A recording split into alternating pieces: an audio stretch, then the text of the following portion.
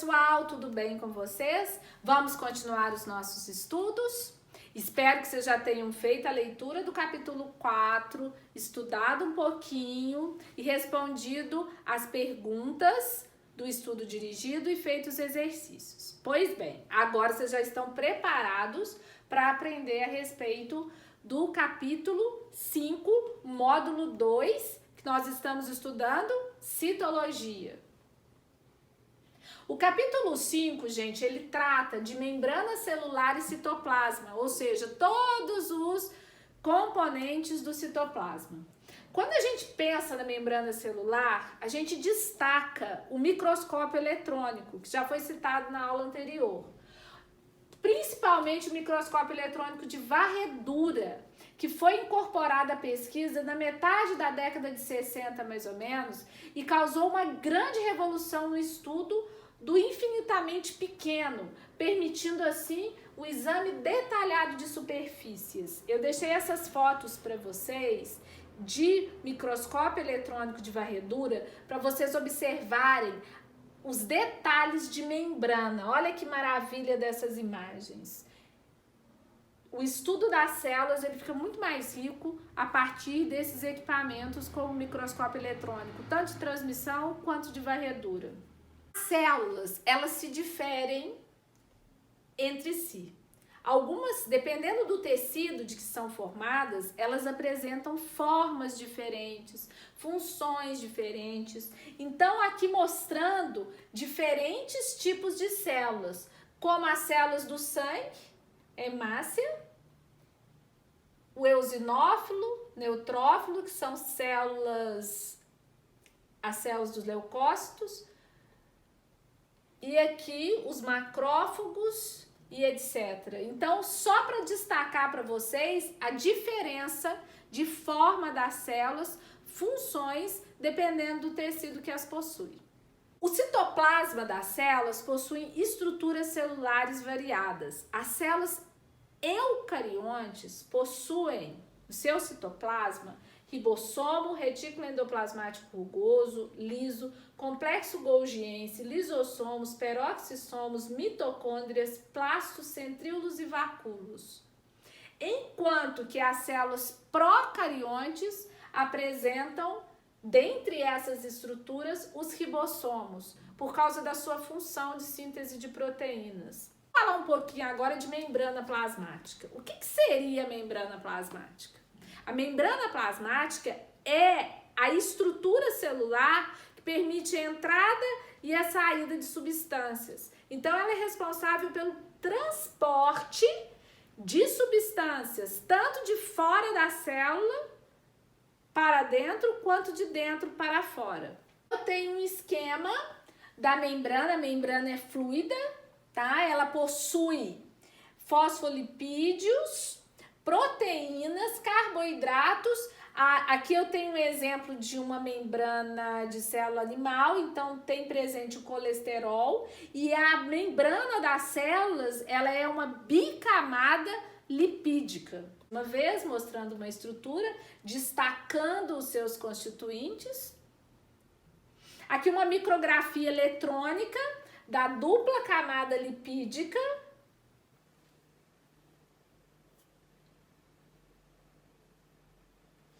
A membrana plasmática, então, ela tem espessura média de 75 angstrom e é por isso que ela só pode ser visualizada em microscópio eletrônico. Ao microscópio óptico é impossível visualizar a membrana plasmática e suas funções são forma da célula, intercâmbio entre a célula e o meio, delimitar o conteúdo celular, reconhecimento celular, recepção e transmissão de estímulos. A parede celular que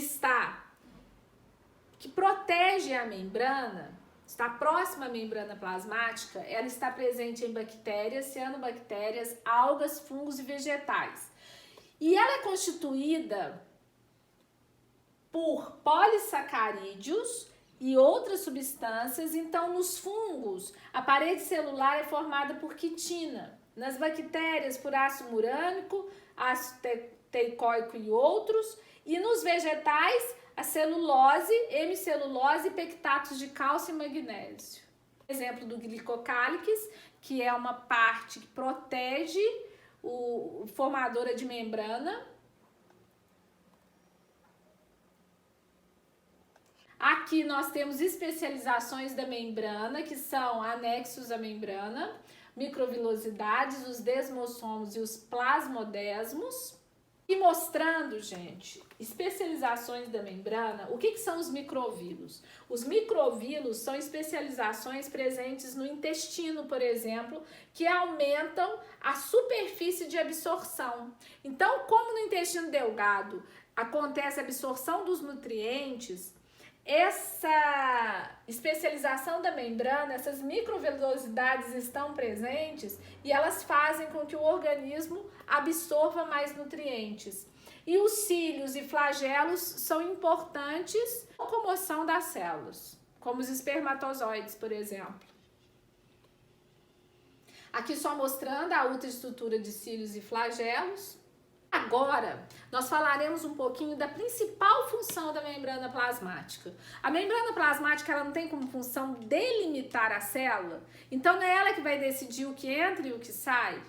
Então, acontece ali o transporte de substâncias. E esse transporte, ele acontece de duas formas.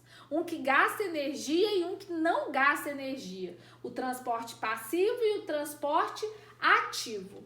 O transporte passivo, ele acontece a favor do gradiente de concentração, ou seja, do meio mais concentrado para o meio menos concentrado, por isso não gasta energia.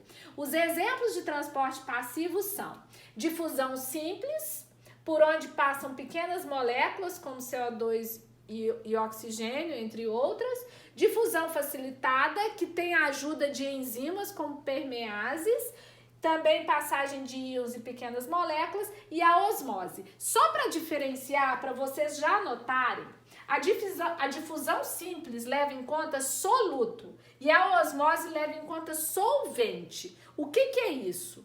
Se nós levarmos em conta uma solução, a solução é a mistura de solvente com soluto. Um exemplo, tá? O solvente é a água.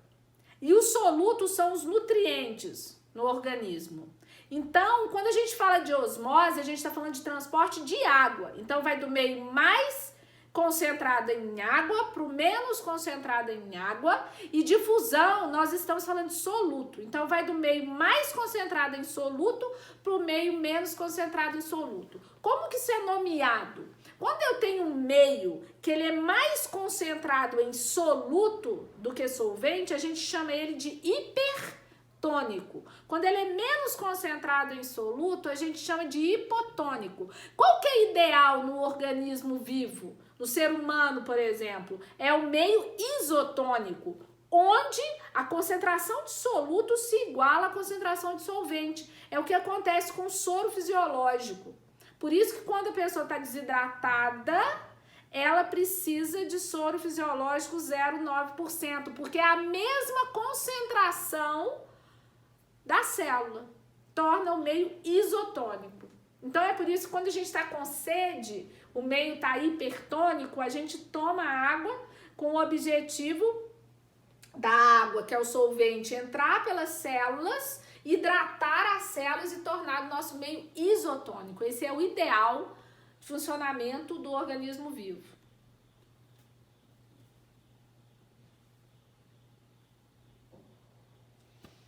Então, só explicando um pouquinho, fazendo uma comparação disso, eu já expliquei o que é hipotônico, isotônico e hipertônico. Hipotônico, menor concentração de soluto, hipertônico, maior concentração de soluto, isotônico igual. Quando uma célula animal, ela encontra-se no meio hipotônico, a tendência é que a água, ela vá penetrando nessa célula até a célula estourar. Quando está em meio isotônico, está normal. E quando está em meio hipertônico, ou seja, está com menos água, essa célula tende a murchar. Quando a gente faz essa mesma observação no tecido vegetal, isso não acontece.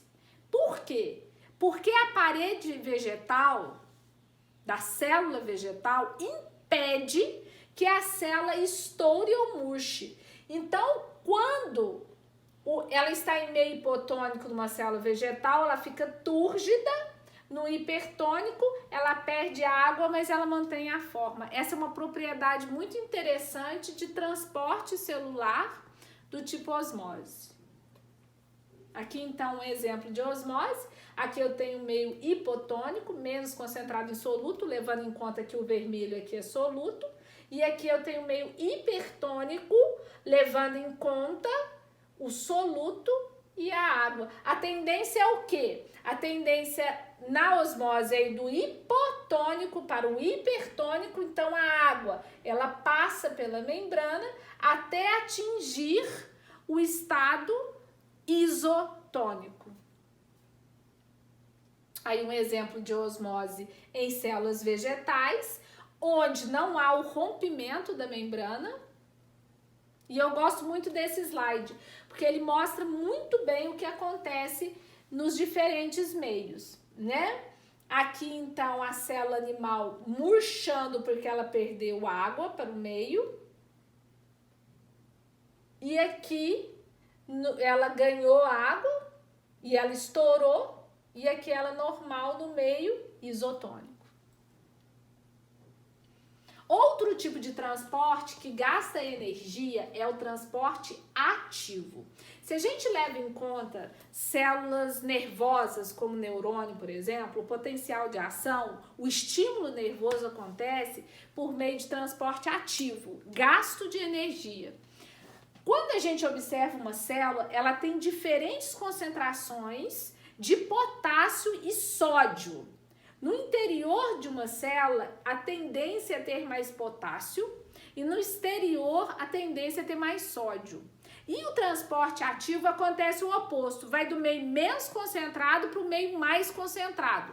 Então, como de fora da célula está menos concentrado em potássio e dentro da célula menos concentrado em sódio, a tendência é o sódio sair e o potássio entrar. Esse diferencial de membrana permite o movimento, o estímulo nervoso. Aí o neurônio funciona.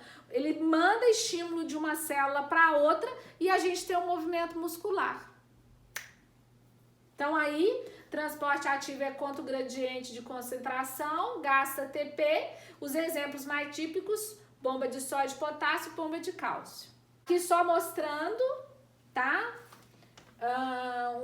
Um exemplo esquemático da baixa concentração de sódio no meio interno em alta concentração de potássio e aqui o oposto. A tendência, então, o sódio, que tem menos concentração de fora, ele entra e o potássio sai, provocando a despolarização da membrana. Então, aí, o movimento do que acontece, né? O sódio saindo, potássio entrando, sódio saindo, potássio entrando.